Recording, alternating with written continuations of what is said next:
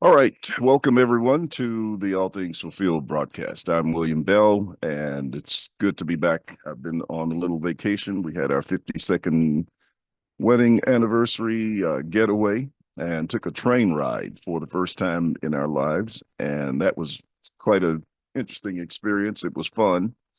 And so we're back this morning, got in late last night. Um, also, today is my birthday. So I hit the big 7-0 this year and grateful for that as well. And let's see what else is going on. Oh, yeah, we have an important announcement that I want to make. So let me get there. And good morning to each of you, to Eric and Stephen, to Deb. Thank you so much. Um, are delighted to be here. I have a link that I will be posting shortly, and I didn't have it ready at the moment, but I will post it. And this is a link for a GoFundMe page. There's a gentleman in our congregation who has suffered a serious accident sometime back. It's been over a year now, maybe going on 2 years. And he is really, really suffering. He's the only breadwinner in the family, has a couple of small children, and of course, his wife. They live in New Jersey. He's a carpenter by trade and has been, working to support his family. He's very good at what he does, but he's been unable to work consistently. He has continual headaches and other um, effects from the ongoing effects from the accident. I think it was a dump truck or something that hit his van one morning when he was en route to work. And so he's been unable to work, and that has caused some financial difficulties for his family. Of course, he doesn't like the idea of having to, put that out to people because he's, very just independent and, proud man who wants to take care of his family. But at the same time, he's in a situation where that has become extremely difficult. So those of you who are listening and those of you who will watch, I'm going to post the link. Please do what you can to help support this family. They are definitely worthy of it. A very God-fearing family and just some great people, but they are in a state of need right now, and occasionally he can go to work, but sometimes he's unable to finish the work. And now things have gotten tough to where the bills are behind. And as I said, he's the only breadwinner in the family, and that has made things extremely difficult.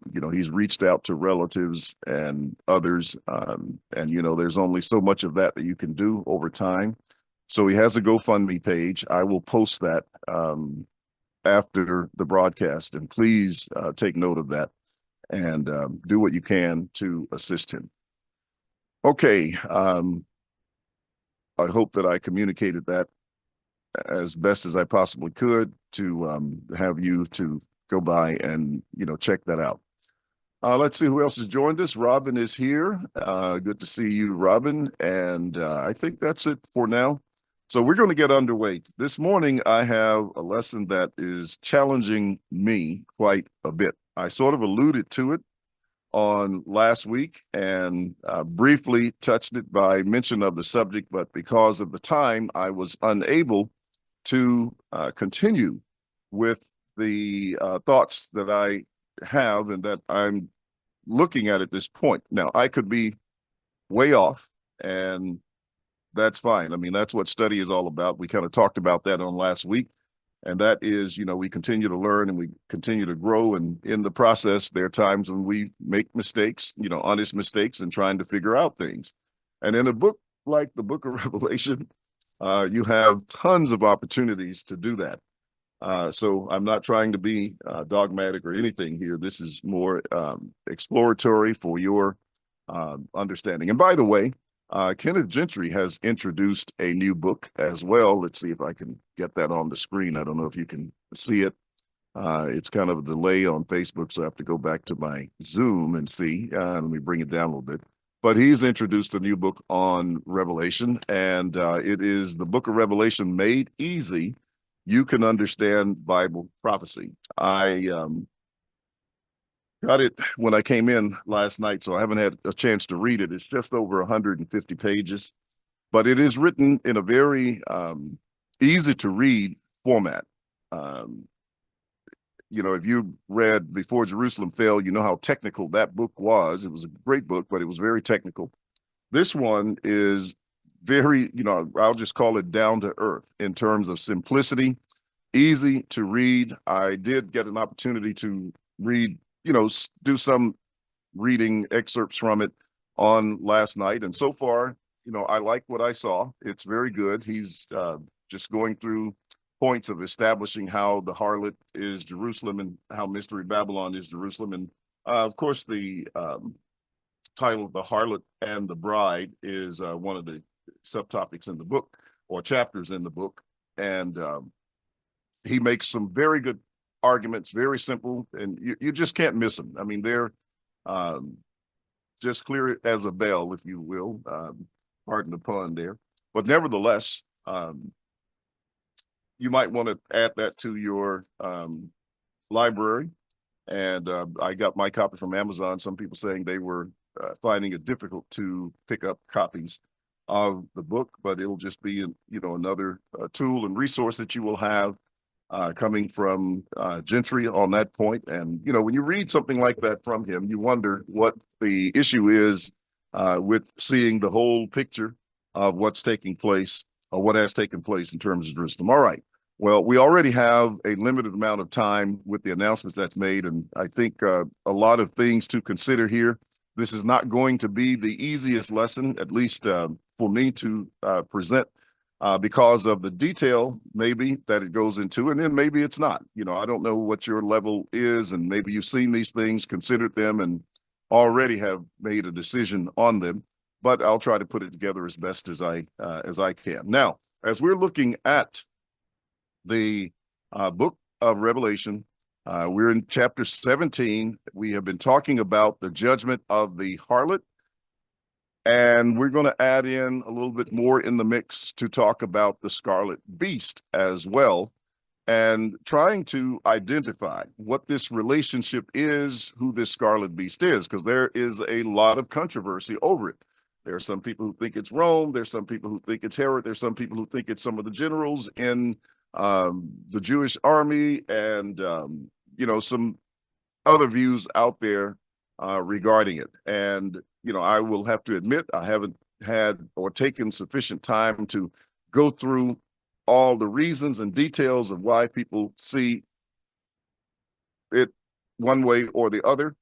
I'm just looking at the text, if you please, as approaching it fresh, and then seeing things that just cause me to take a step back and say, what about this? What about that? Etc. So that's the approach that I'm taking. Now, as we said on last week, we talked about the harlot, Mystery Babylon, as Jerusalem of the first century.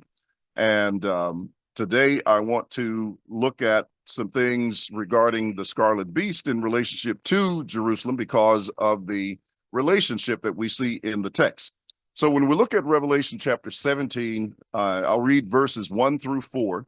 It says, "Then one of the seven angels who had the seven bowls came and talked with me, saying to me, 'Come, I will show you the judgment of the great harlot who sits on many waters, with whom the kings of the earth committed fornication, and the inhabitants of the earth were made drunk with the wine of her fornication.' So he carried me away in the spirit into the wilderness, and I saw a woman sitting on a scarlet beast, which was full of names of blasphemy, having 7 heads and 10 horns. The woman was arrayed in purple and scarlet, and adorned with gold and precious stones and pearls, having in her hand a golden cup full of abominations and the filthiness of her fornication." Now, we will get into this extended description of the woman and her relationship with the clothing that she wears a little bit later.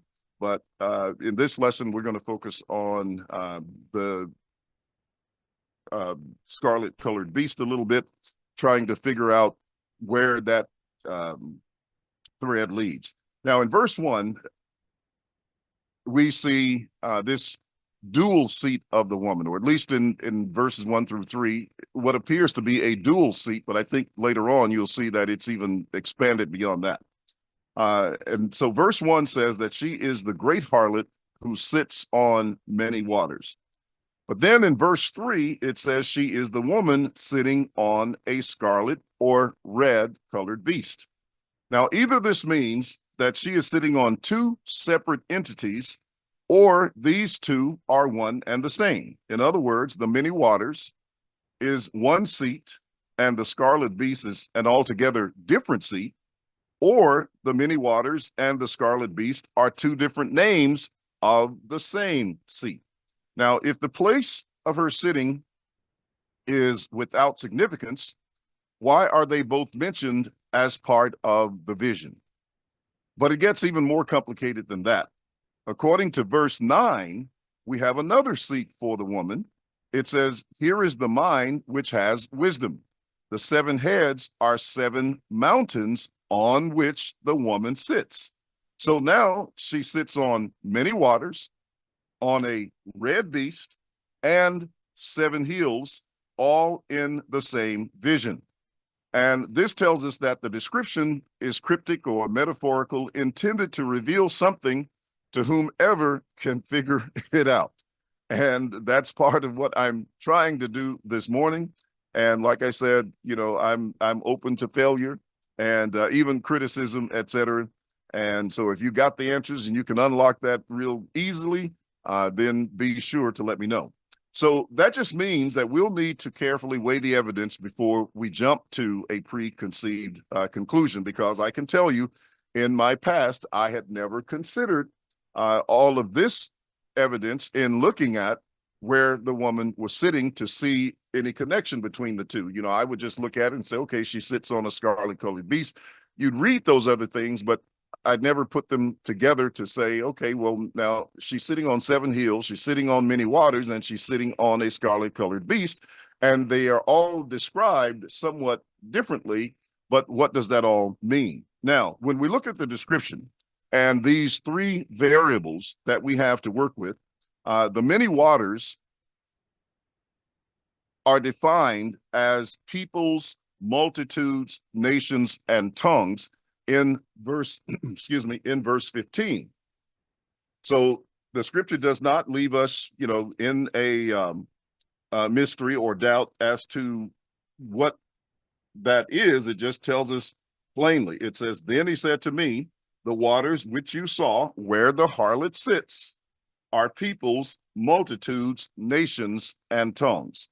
So we see that peoples are involved in understanding where the harlot sat. In addition, so rather than a body of literal water, you could say this was a sea of people, and that's not an uncommon expression. Then we have the conduct or the behavior. She has committed fornication with the kings of the earth. The land was drunk with the wine of her fornication, and she appears to be yet enticing them because she yet holds the golden cup full of abominations and filthiness of her fornication. Now, she is drunk with the blood of the saints and with the blood of the martyrs of Jesus. She has engaged in murderous acts against the prophets, the apostles, and the saints, verse 6, and you can also parallel chapter 18, verses 20 and 24 with that. But we see that the wine, or at least it appears to me in the vision, that the wine of the wrath of her fornication is actually the blood of the saints and of the martyrs. Now, focusing on the location, you know, as we said, she sits on many waters, on the scarlet beast, and on seven hills. But note also that the scarlet beast has another descriptive identifying mark. It says that it was full of the names of blasphemy and has 7 heads and 10 horns. So these three locations must have some affinity with each other, And so to break it down, we have a seat composed of water, land, and a beast. Unraveling and identifying that affinity is the task before us. So the question is, one of the questions I have is the description of the beast a mere coincidence in its affinity with the dragon and the sea beast? Now, here's what I mean about that. Let's consider the dragon of Revelation chapter 12 and verse 3, where the text says, "And another sign appeared in heaven. Behold, a great fiery red dragon, having 7 heads and 10 horns, and 7 diadems or crowns on his heads." So, did you notice that we have the scarlet beast, which is red in color, in Revelation 17 with 7 heads and 10 horns? And then we have the fiery red dragon of Revelation chapter 12, also having 7 heads and 10 horns, and of course the 7 crowns on his head. So why are there 2 entities in Revelation that are of the same color, have the same description of 7 heads and 10 horns, and of course the 7 crowns on his head? Excuse me. So that raised my curiosity a bit in terms of why are they so similar in their description. Now, this beast is called the great red dragon, the serpent of old, the devil and Satan, who deceives the whole world. And this would make the great red dragon an army of false prophets who deceive the whole world, like the Antichrist, if you please, of 1 John 4 and verse 1. But also note that a war broke out in heaven, and Michael and his angels fought against the dragon and his angels. So he's fighting against this red beast with 7 heads and 10 horns. And again, I'm reminding you that the woman was sitting on a scarlet beast that had 7 heads and 10 horns. Now, the dragon made war against the Lord and against his saints. He was cast out with his angels. This is all in Revelation chapter 12, by the way. He persecuted the saints in the wilderness, and that was the place where John saw the harlot. The persecution lasted for a time, times, and half a time, or 3.5 years, or 42 months. And in that vision of chapter 12, it says the serpent spewed water out of its mouth like a flood to drown the woman. Now, also remember, as I pointed out on last week, that the events of Revelation are not in a chronological, sequential order, that you have to kind of piece visions together, parts of it from here and from there, in order to get the picture of what's being said. And I think that's one of the issues that we are looking at in this particular study. Now, it says that he left the woman after spewing this water as a flood, after the woman, which would indicate the persecutions. And he left the woman to go and to make war against the rest of her offspring. So I would see this as the Jerusalem church as the object of his first attack, which is what we see in the book of Acts, that persecutions began in Jerusalem. And from there, it scattered to the rest of the empire among the diaspora. And so to the diaspora churches. And it's also interesting that when John speaks of the church in 2 John, he talks about the elect lady and her sister. Now, I take those to be references to the church. And when he says the elect lady and her sister, he might be talking about the distinction between the church in Jerusalem and the diaspora churches. Maybe you could look at it in a different way. But I don't see it necessarily as individuals or as an individual. I think it's something a little bit more broad than that. And so he says, when you look at the verses, the elder to the elect lady and her children, whom I love in truth, and not only I, but also all those who have known the truth. The children of your elect sister greet you. Amen. So was John talking about an individual or a couple of individuals, or was he talking about the church? Now, in addition, when Paul described the war in the heavenlies in Ephesians, he indicates that it was done by those who shed innocent blood. That is, it was the Jews. In Ephesians 6 and verse 11, the text says, put on the whole armor of God, that you may be able to stand against the wiles of the devil. For we do not wrestle against flesh and blood, but against principalities, against powers, against the rulers of the darkness of this age, against spiritual hosts of wickedness in the heavenly places. Now, you can also note that he calls attention to the wiles of the devil. And the word wiles comes from methodia, which just simply means his methods, his tactics, or strategy, I guess, kind of like a well-traveled path of evil that was widely known.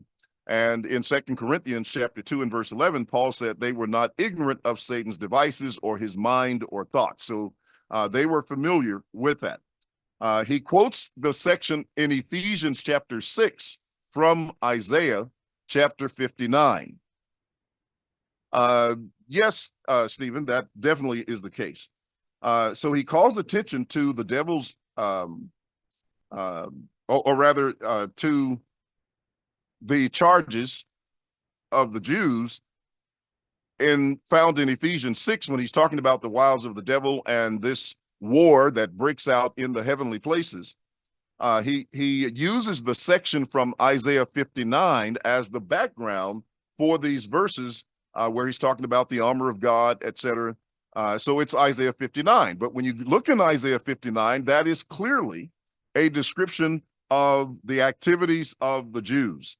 And notice Paul quotes that section where he charges the Jews with hands that are defiled with blood and fingers of iniquity. You can see that in verse 3 and in verse 7, referring to them as hatching vipers' eggs that kill those who eat them because of their poisonous venom. So I would encourage you to go back and look at Isaiah 59 and just read that chapter all the way through the end. It's only 20 verses, and you will see the connection where he's asking about, can anybody find anyone who is righteous? He talks about taking vengeance on those who shed the innocent blood of the people, and is linking that to the Jews in that particular context, and saying that God is going to take vengeance on them. And so that would be the same vengeance that you see mentioned in Luke 21, 20 through 22, and such as we find in the book of Revelation. But note also that the Jews are identified in the book of Revelation as the synagogue of Satan. Revelation 2:9 and 3:9. In 2:9, he says, I know your works, tribulation, and poverty, but you are rich, and I know the blasphemy of those who say they are Jews and are not, but are a synagogue of Satan. Do not fear any of those things which you are about to suffer. Indeed, the devil is about to throw some of you into prison. Now, I don't think there was some spiritual being running around that was literally taking the saints and casting them into prison. If you read the book of Acts, you can see who were putting them in prisons, the Sanhedrin Council, etc., the rulers of nations, etc., or the magistrates, etc. So these were actual people who were doing these things. He tells them, be faithful unto death, and I will give you the crown of life. In chapter 3 and verse 9, he says, indeed, I will make those of the synagogue of Satan who say they are Jews and are not, but lie. Indeed, I will make them to come and worship before your feet and to know that I have loved you. And so the seat of Satan was known among them. In verse 13 of chapter 2, he says, I know your works and where you dwell and where Satan's throne is, and you hold fast to my name and did not deny my faith, even in the days in which Antipas was my faithful martyr, who was killed among you where Satan dwells. Now, to you I say, and to the rest in Thyatira, as many as do not have this doctrine, who have not known the depths of Satan, as they say, or as they speak. So again, he's identifying this Satan here, this Satan, as people, and in the context, he's referring it to the Jews. And by the way, I did read a bit of this section out of Kenneth Gentry's book, and he said the same thing in terms of the Jews being represented as Satan. Let me see if I can read a quick excerpt concerning this. He has a topic under the chapter, The Harlot and the Bride, on page 85, where he says, John issues denunciations of Satan.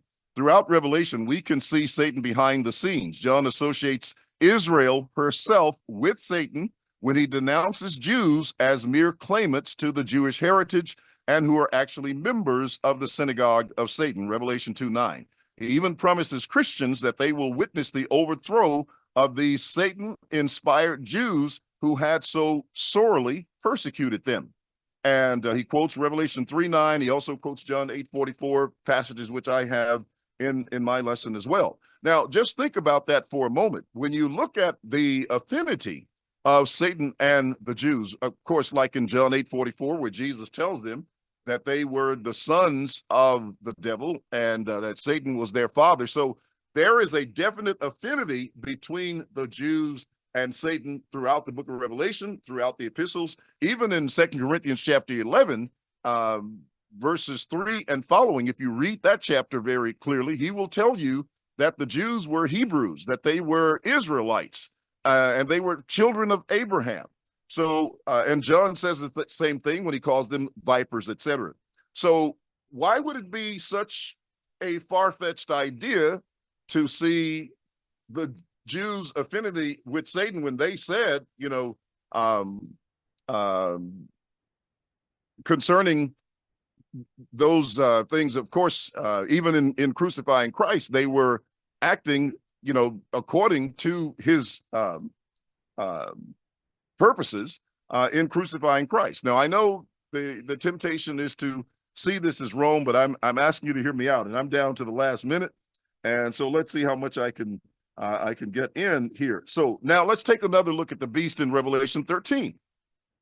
It says, "Then I stood on the sand of the sea, and I saw a beast rising up out of the sea, having 7 heads and 10 horns, and on his horns 10 crowns, and on his heads a blasphemous name."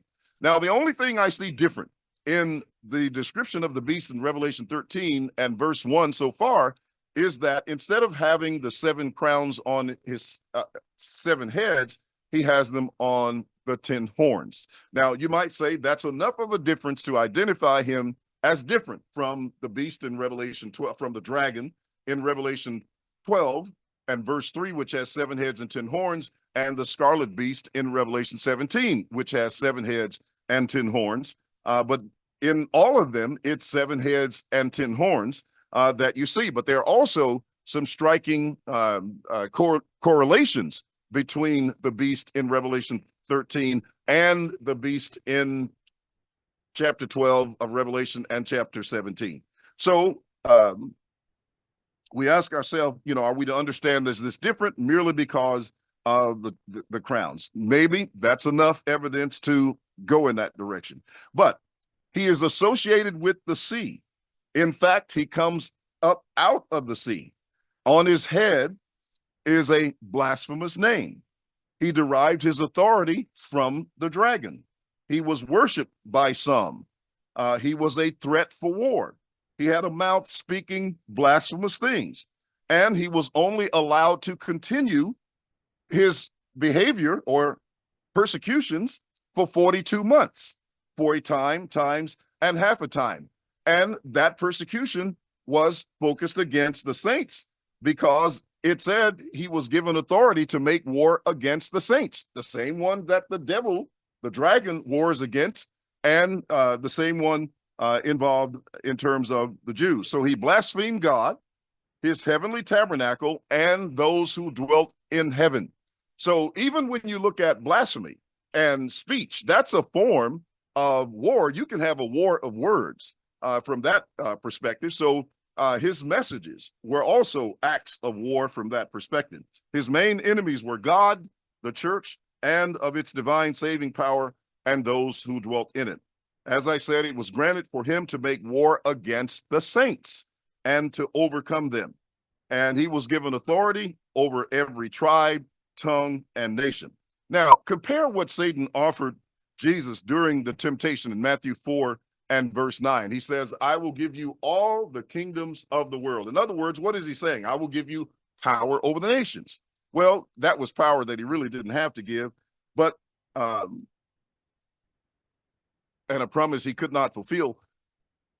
But in the book of Revelation, it's the very opposite of the authority that Jesus gives to the saints when he says in Revelation 2:25 through 27, that to those who overcome, I will give them power over the nations. So maybe there's some correlation between what Satan offered and what Christ offered from that perspective. And of course, the battle had to take place in order for that to be granted. So if the righteous Israel could have this power over the nations, why couldn't such a power be offered to those who were unrighteous, to see them as many nations, peoples, kindreds, and tongues from that perspective? And the last point I will make this morning, for you to be considering this, and of course you can give me all the feedback you want and the thoughts that you have about it.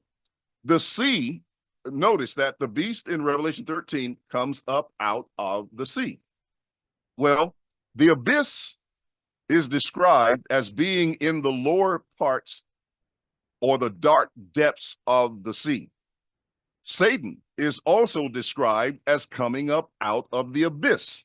So if you put that together, you will see that Satan is coming up out of the sea from that perspective.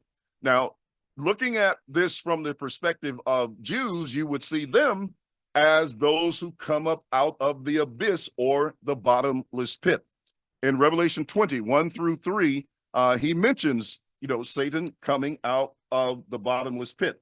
It says in verse 1, then I saw an angel coming down from heaven, having the key to the bottomless pit. That's the word abyss that's translated there, and a great chain in his hand. He laid hold of the dragon, that serpent of old, who is the devil and Satan. So that identifies him with chapter 12, but that tells you then that the dragon, the old serpent and the devil of chapter 12, comes up out of the abyss, which is associated with the sea. Furthermore, and bound him for 1,000 years, and cast him into the bottomless pit, into the abyss, and shut him up, and set a seal on him, so that he should deceive the nations no more till the 1,000 years were finished, etc. Now, we'll get into all of that a little bit later when we talk about the 1,000 years. But something else that we should note regarding this, if you go to Revelation chapter 9, in Revelation 9, we have the locusts who come up out of the bottomless pit, out of the abyss, and they are said to have a king over them, which I would take to be the same dragon, the same Satan who was in the bottomless pit with them. And so in every occurrence, twice in Revelation 9, twice in Revelation 20, the bottomless pit is translated from the term abyss. So the origin or the place where the dragon is from, where the locust and the king over them is from, and where the Satan is from, the beast with 7 heads and 10 horns of Revelation 13 is from, they're all out of the sea or the abyss. And you can see in Revelation 17 that the woman sat on these many waters, of course, the 7 hills there, and on the scarlet beast. And of course, the color identifies in Revelation 12 as well. So that's the information I wanted to at least put out so you can consider it. I'm still going to follow up on this on next week as we expand into it a little bit further. By that time, I would have received all of your objections and all of your questions concerning it, and then we can take it a bit further than that. But it's something that I think needs to be looked at. And again, if I'm wrong, I'll admit that and say, okay, I made some mistakes here.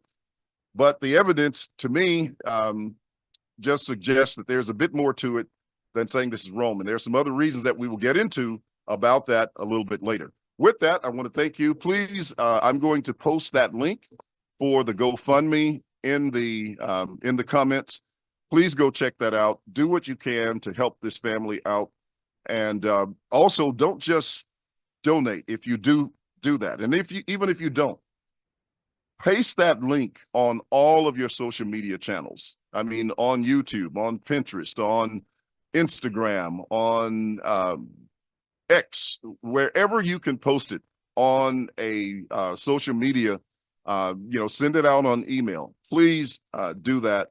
And let's try to help this family get out of this financial difficulty that they're in. and help them to get some stability back into their lives. With that, I want to thank you all for tuning in this morning. If I stretch your imagination a little bit, that's fine. You can pull me back to center, however you choose to do that, and I will graciously accept it. Once again, thank you for being here, and we will see you on next week.